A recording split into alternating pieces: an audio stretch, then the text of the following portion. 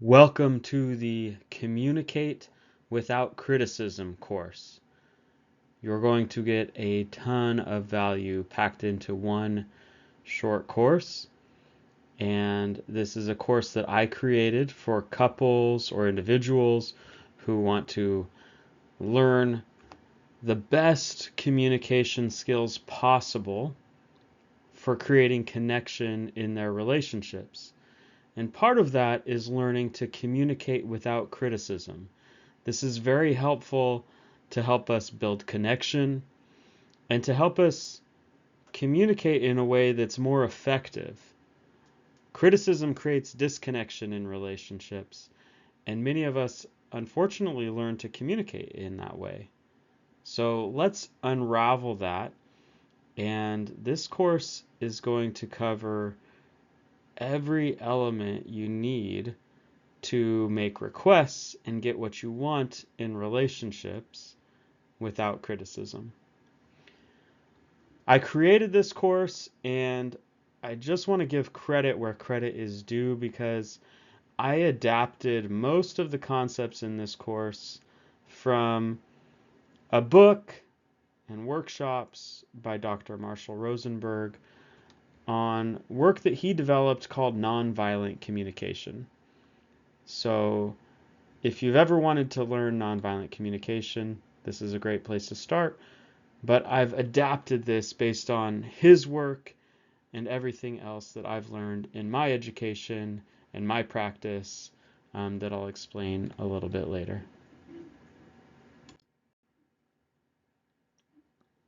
This is the introduction. There are a total of 6 parts, so there is this introduction and then 5 more lessons within this course. So what will you learn? You're going to learn 5 skills, and if you practice these 5 skills, you will be able to remove all criticism from your communication. The previous version of this course was called the gold standard for I feel statements, or master your I feel statements. So you are going to learn the gold standard, the best possible I feel statements, plus a bonus. So my bonus, that's the platinum standard. And you might not learn this elsewhere. I've heard a lot of other practitioners in the relationship space that make small mistakes when it comes to their I feel statements, or they don't uh, they don't know every single element to remove criticism from communication, and I have included every single element in this one course. And as I mentioned before, this is adapted from nonviolent communication. So if you want to learn nonviolent communication, you can learn it here.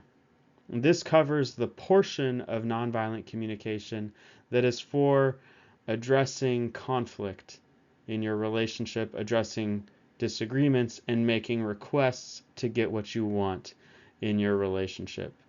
So if you wanted to learn that, you're going to learn that in this one course, all boiled down into one short set of lessons. What are the benefits of learning communication without criticism? The number one most important benefit is that you can create more connection in your relationship. So if you are someone who is looking for more connection and closeness and intimacy in your relationships, communicating without criticism is going to help you.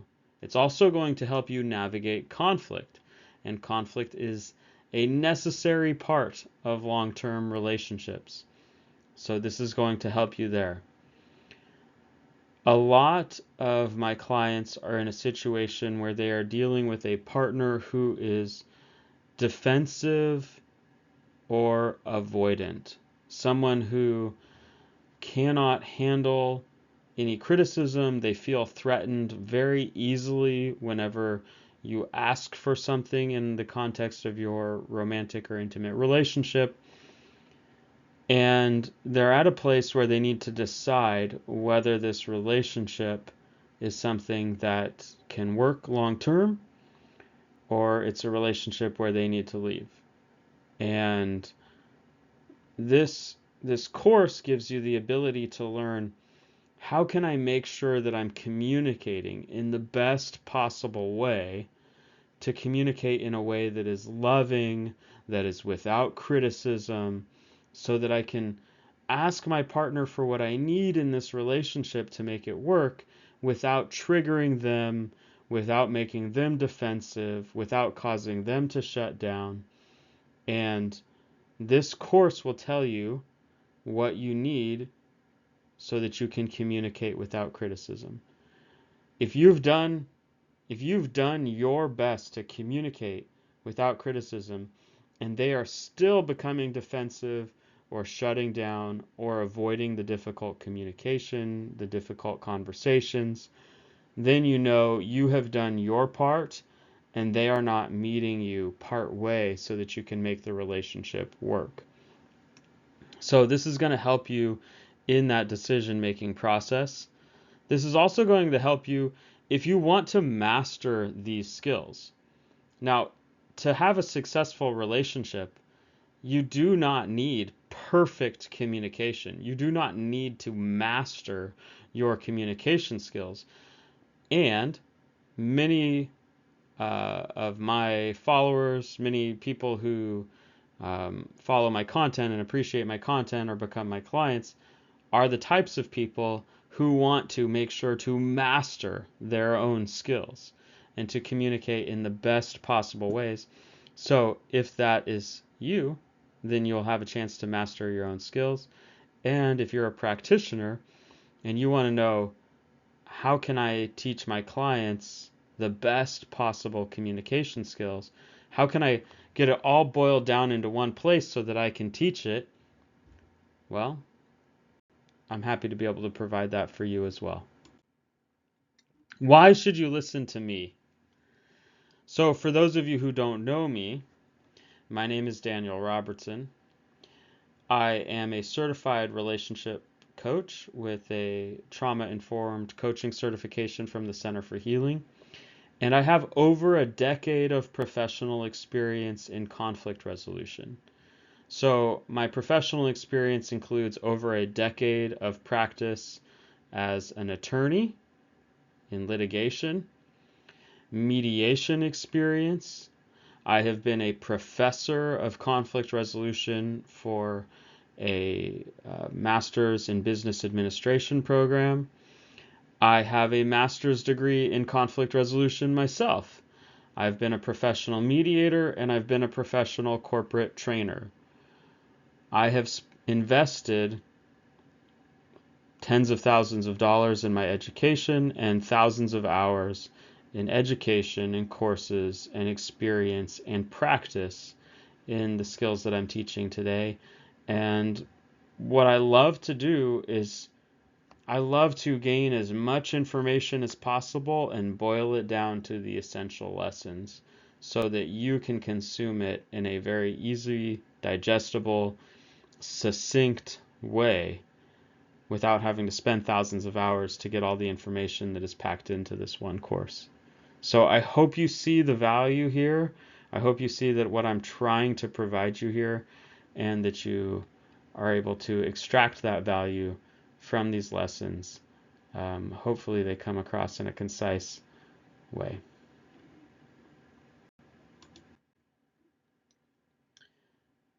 Who loves I feel statements? By the way, this introduction is going to be slightly longer than the individual lessons within this course, so bear with me. But I want to take a moment and just recognize that the concept of learning I feel statements often does not sound very fun. Why should I have to learn this way of communication? And many of us have been exposed to forms of I feel statements that are quite annoying. There's this brilliant sketch or from The Simpsons where Marge and Homer are going back and forth saying, I hear you saying, and I validate what you're saying, and they're going back and forth with a form of active listening, where one person says, I feel such and such, and the other person says, I hear you saying that you feel such and such. So this is active listening, and I've paid for a course from prominent a prominent couple in the relationship space, not John and Julie Gottman. Of course, we all love John and Julie Gottman. Another couple who's a prominent couple in the relationship space who has a course on communication, and they teach I feel statements and active listening, and it is quite annoying. Nobody speaks that way.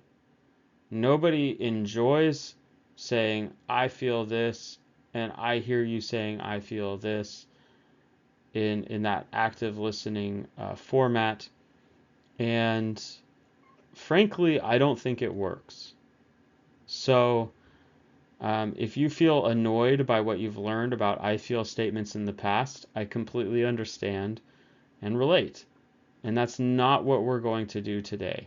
We are going to learn in detail how to do the best possible I feel statements, but we're going to focus on what works and do it in a way where, as best as possible, it sounds the way that you actually talk and that actually works in your relationships and will help build connection rather than just make you annoyed and exhausted by having these long conversations.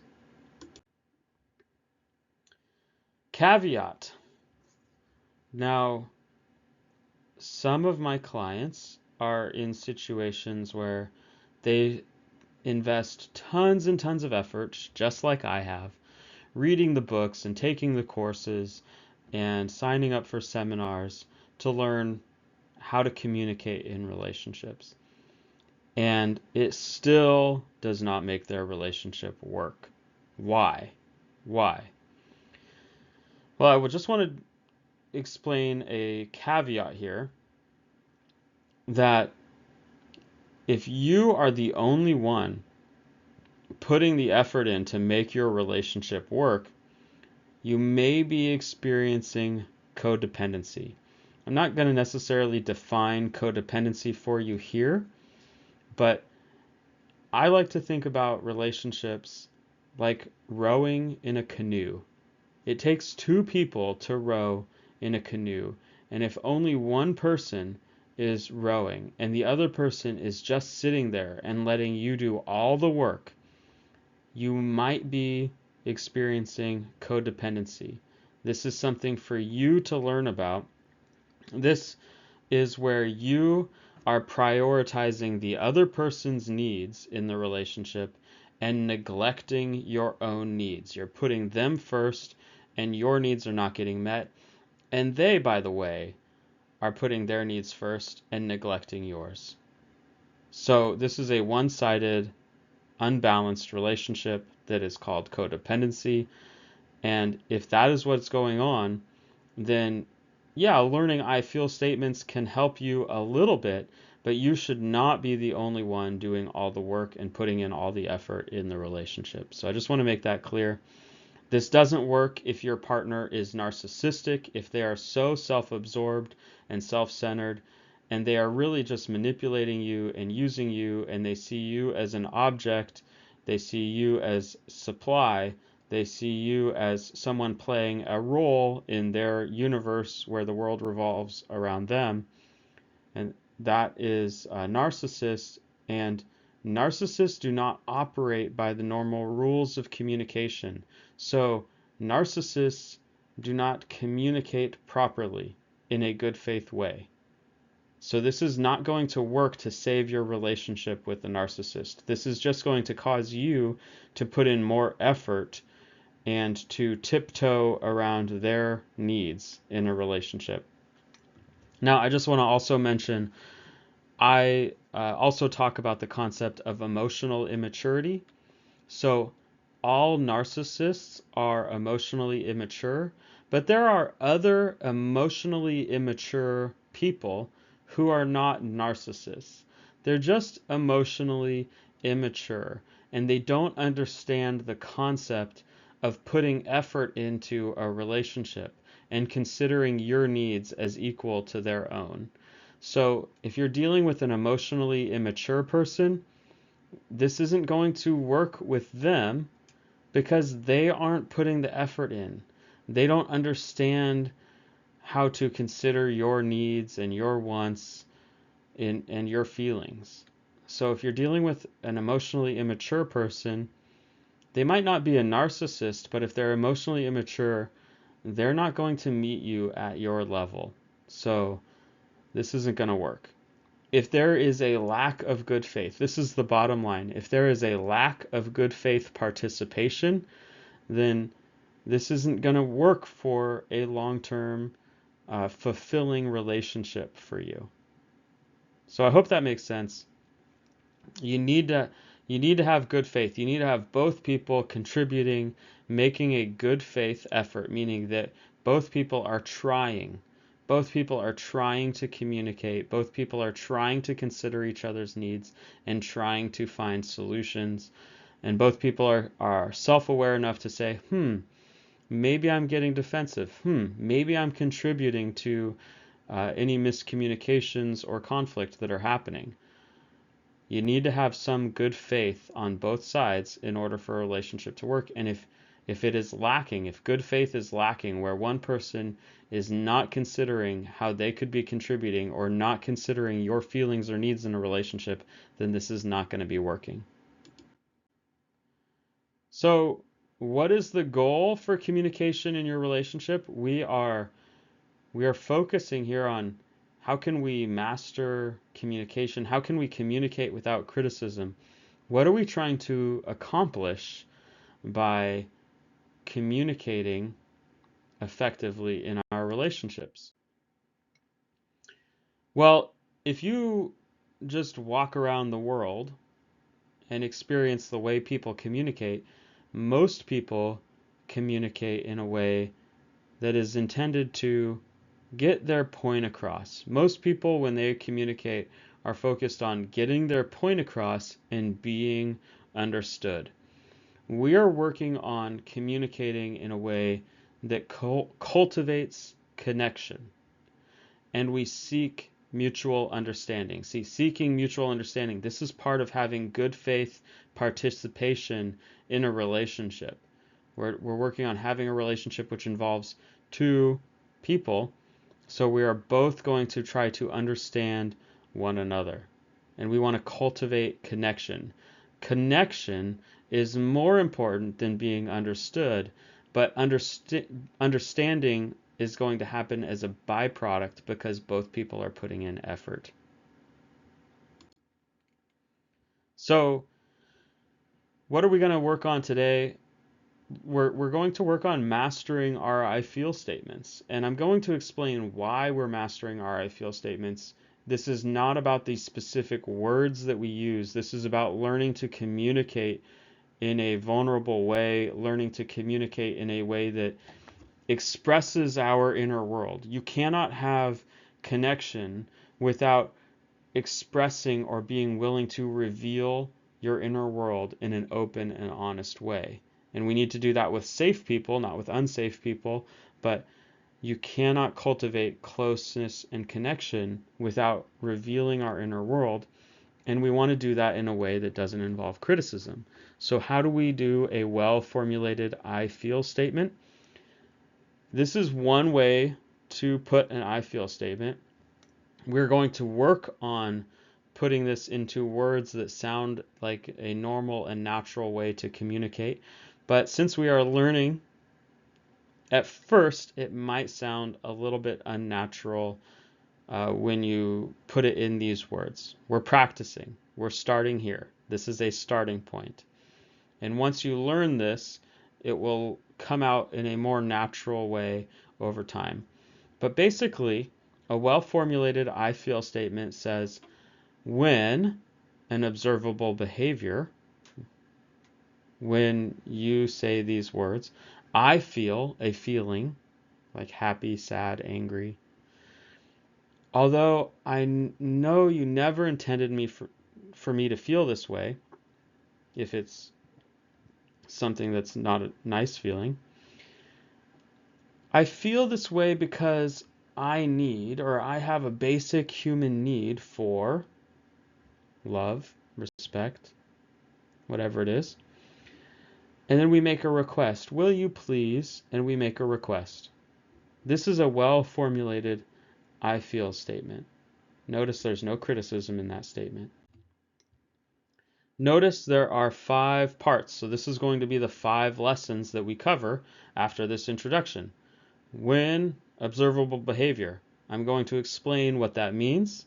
We're going to break this down into these 5 different parts. I feel a feeling. 3. Although I know you never intended for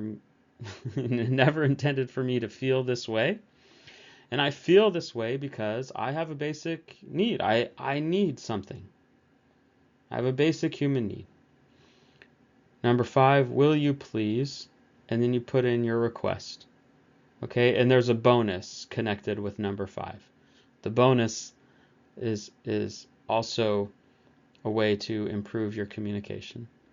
So this is what we're going to cover in the next 5 lessons. Thank you for joining me for this introduction. And each of the 5 lessons will be shorter than this introduction. So I hope you stick with me and really learn this in depth. If you practice this, you're really going to be a master at communicating without criticism and at formulating your I feel statements. So after this, please join me for lesson number 1.